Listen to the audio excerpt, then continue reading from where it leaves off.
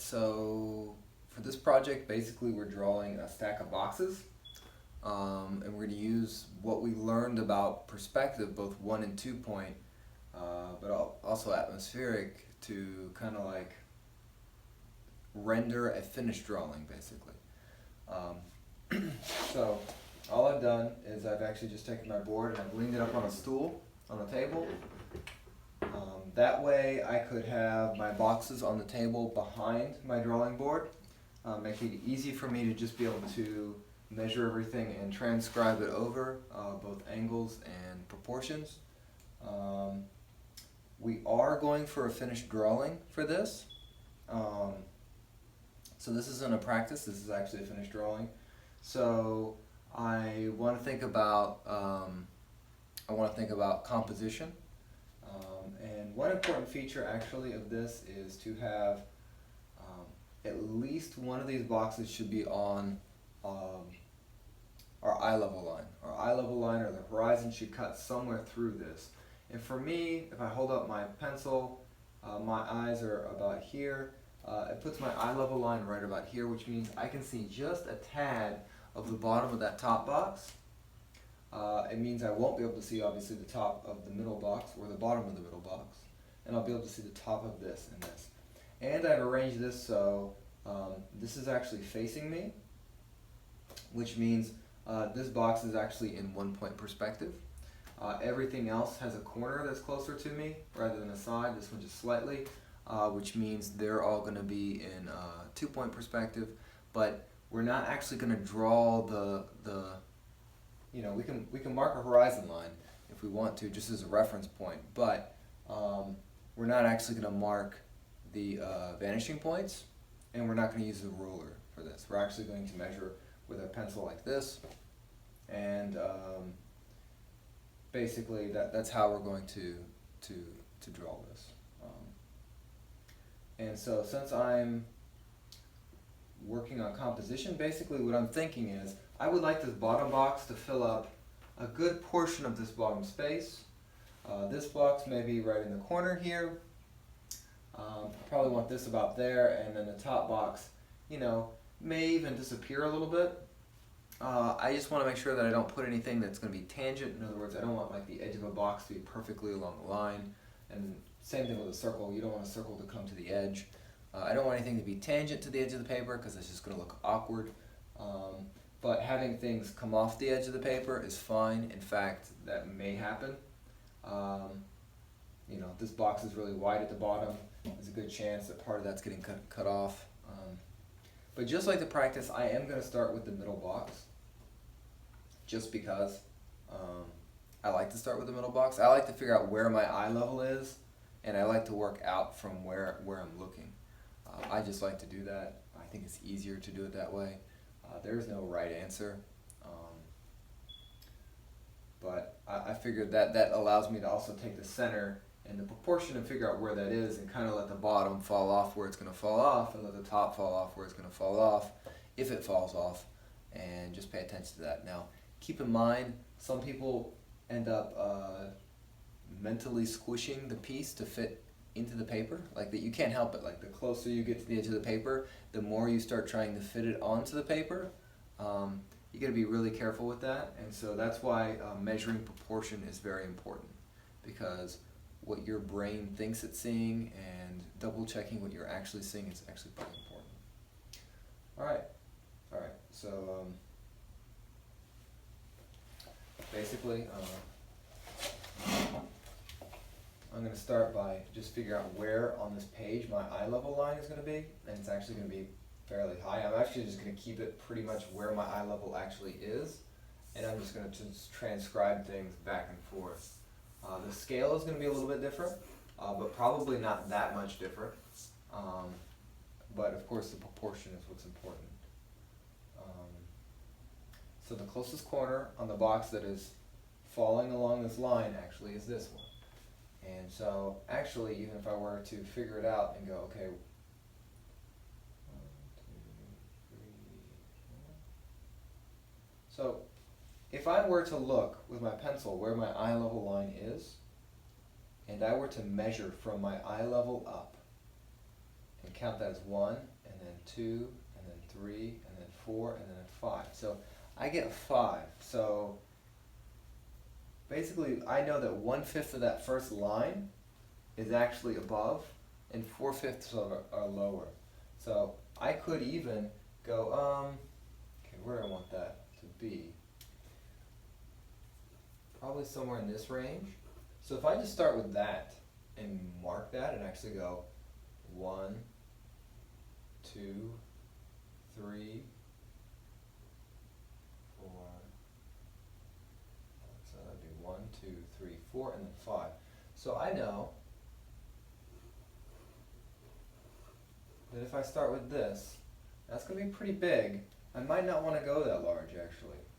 Because if I do, the box is pretty square. It's going to come close to the edge on either side. That's going to end there. That'll finish pretty close to the edge here. Pretty close here. You know, that actually might not be bad.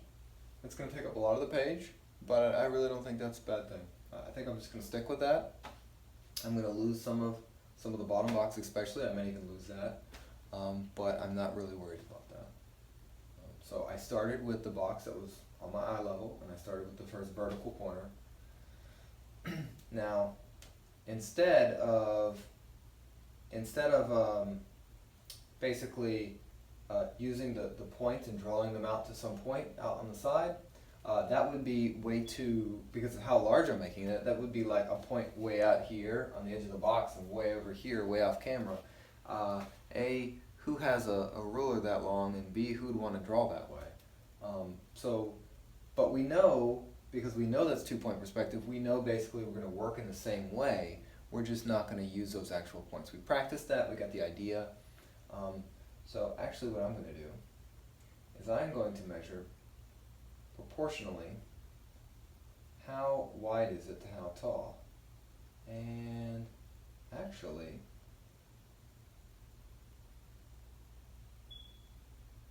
so if I were to use those same fourths that I used before, the fifths, 1, 2, 3, 4, it's roughly 4. So it's 4 of those over. So actually, that's actually this long. I actually have that measured out. Boom. It's literally that long on my page. And if I were to get the angle right, it's pretty close to parallel, but not quite, actually. Just kind of bizarre. But it goes more like this way. So I can actually verify and check back and forth. Get this line. But I can also go here and mark it. So I know my vertical's right there. So I was actually able to mark that. I can do the same thing for the bottom. It should be the same. Turn that angle and bring it over. So I'm just going to continue to use my pencil. I can measure things like this by actually measuring, you know, how wide is it versus how tall is it.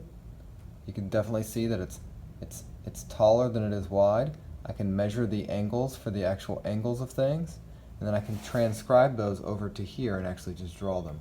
That's why it's handy to hold your pencil more like this, because it allows you to measure things and to measure the angles. So for instance, we can actually measure this. So let's get this diagonal right here. So you can see that that's the diagonal. If we were to take it over to here, we know that we're going to end up with something more like that. And if we want to verify, we can always put this here and bring it over and verify did we get our angle right. Maybe not. Maybe it needs to be a little bit more back. So now we know that this needs to come a little bit more from this way. Oh, this is so trippy.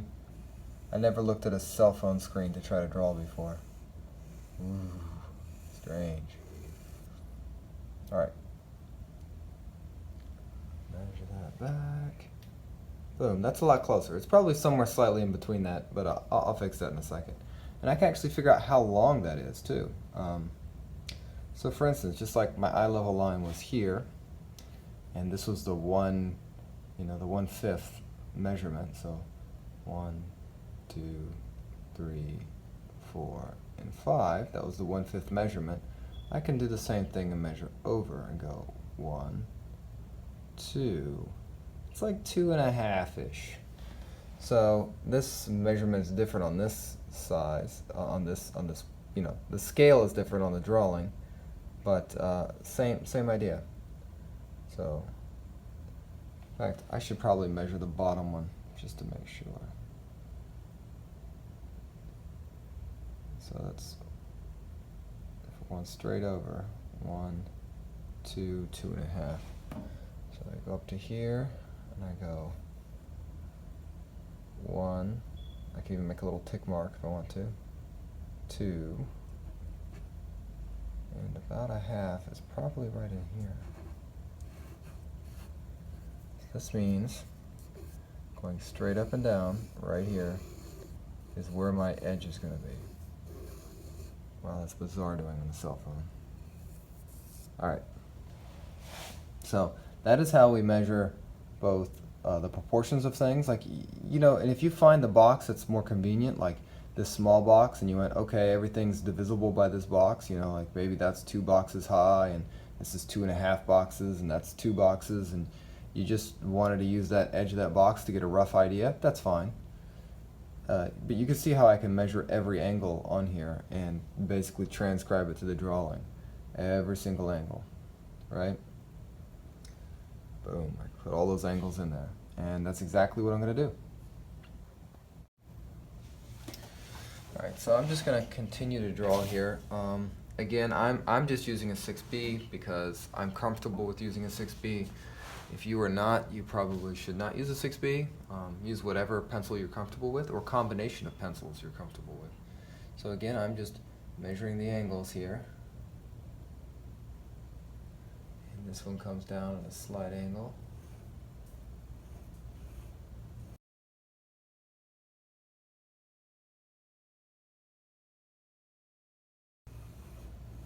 So that's essentially the first box in proportion. So now I want to keep using the same measurement to try to figure out how far everything else is. So I notice that if I'm looking at the boxes from my perspective, the edge of the large box that this is sitting on actually falls just over from here. It falls somewhere in this line, right? So the next question is, how far down from that? And again, I can put my pencil straight out in front of me. I want to have my arm locked and out. I don't want to have it in between, because if my arm is in between, then that can move, right? That can change things. But if it's all the way out, that's a set distance that doesn't change. My arm can't get longer. I mean, I'm not Inspector Gadget.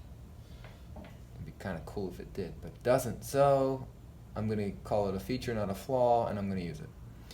All right, so it is actually one of those lengths down. And then 1, 2, 3, 4, 4 and change. So basically that means one of these down. That is actually where the top of that box that it's resting on is sitting. It's just slightly below this corner, and I believe I said it was 4 and change.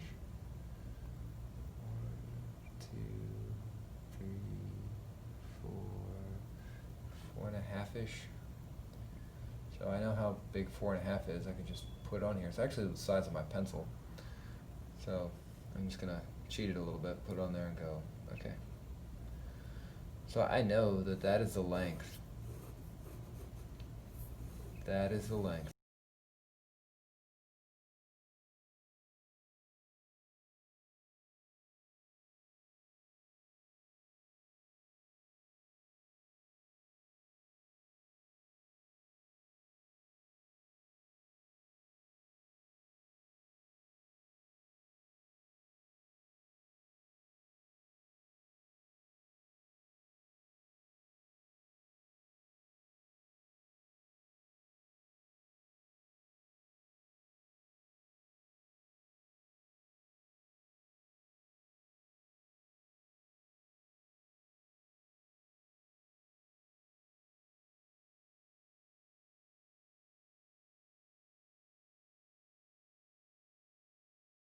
So there's another little box right here. it falls about, top of it just comes up here. So there's a box right here, and it's 1-point perspective because it's just facing me basically.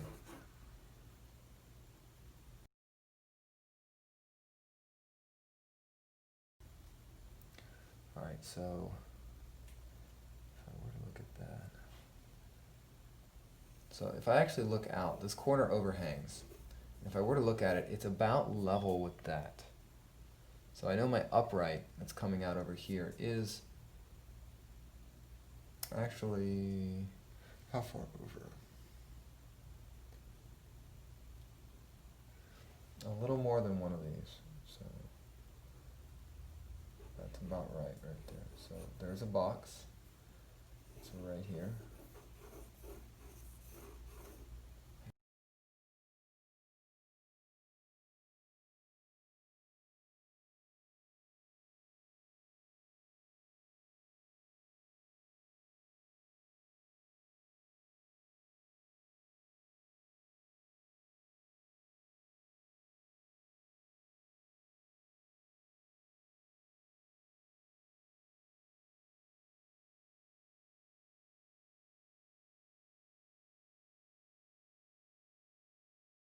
That's basically the boxes. I mean, we can look over.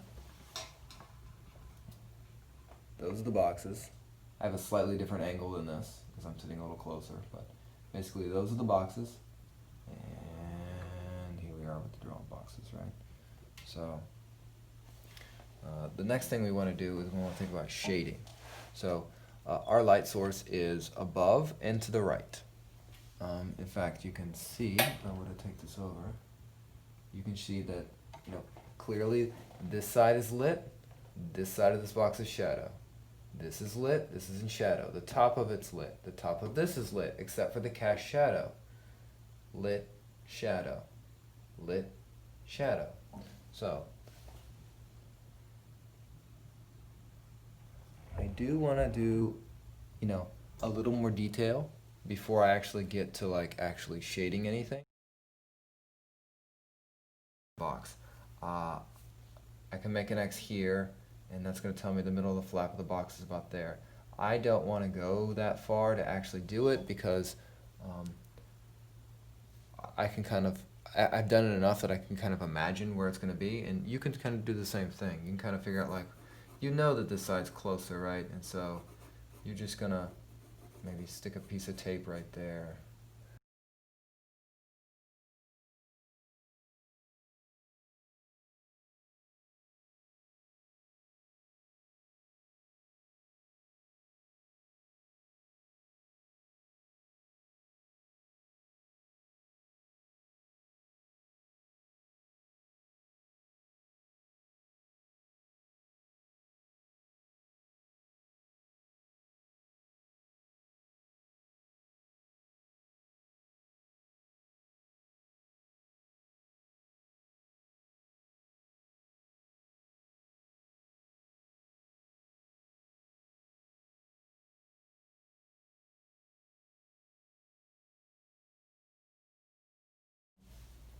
I'm not going to go with all the detail, but there's some tape, there's some stuff.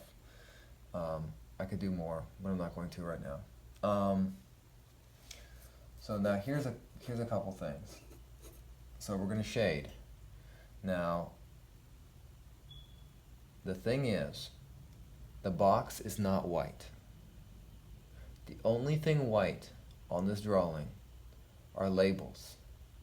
The whitest whites of the drawing are labels in the highlighted side of the box. In other words, labels on this side of the box, not labels on this side of the box. These are your brightest points.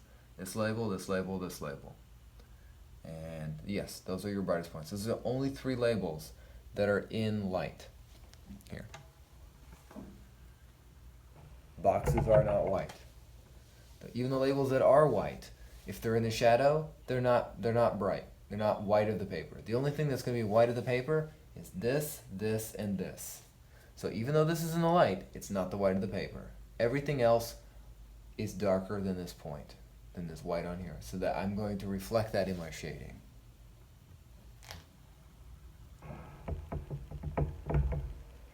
So The only thing that I'm not shading, so we work with shading lightest to darkest, right?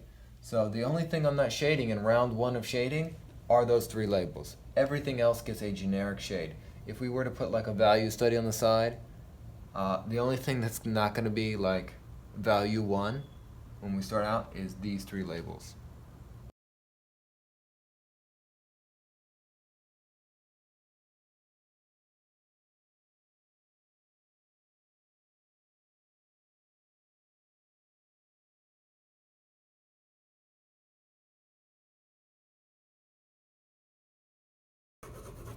All right.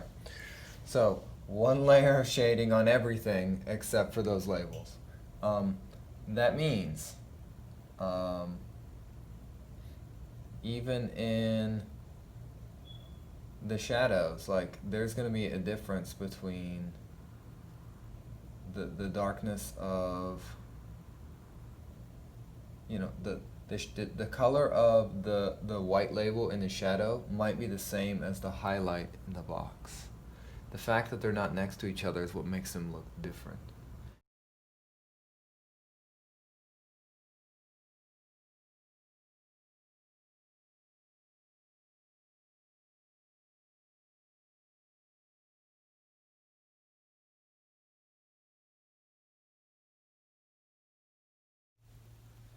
This actually goes darker to lighter, and I should probably reflect that in another layer here. And this does the opposite. It actually gets darker to lighter because of the shadow being cast by this box here.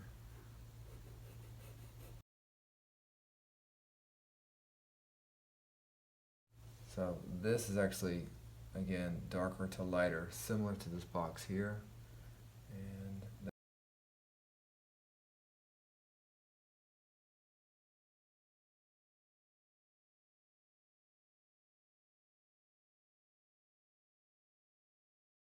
so now that I got that kind of sorted out, I got basic shading. You know, the lightest area is the white, layer of one where the highlight of the box is, those kind of things. I'm basically just gonna darken up my lines a little bit.